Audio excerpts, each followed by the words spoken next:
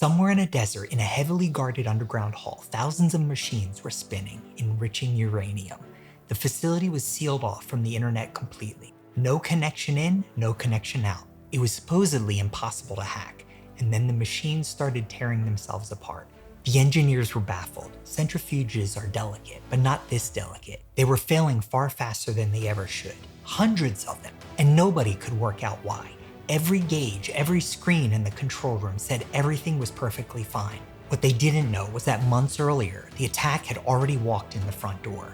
Not over a wire, but over a simple USB stick carried in by someone who had no idea what was on it. That was all it took to cross the gap the internet couldn't. The code was a weapon. Later it would be given a name, Stuxnet, and it was astonishingly clever. It hunted through the network for one specific type of machine, the exact controllers running these exact centrifuges, and ignored everything else. If it didn't find them, it did nothing at all. And then it did the most cunning thing of all. First, it secretly recorded the machines running normally for days.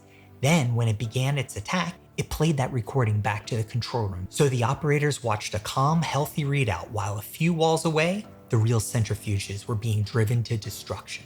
It ran like this for months, nearly 1,000 centrifuges destroyed, and the people running the plant chasing ghosts, blaming faulty parts, bad engineering, their own mistakes.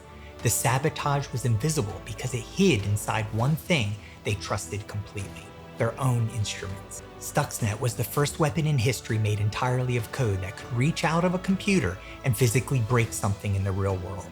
It was eventually discovered only because it escaped and spread to computers far beyond its target.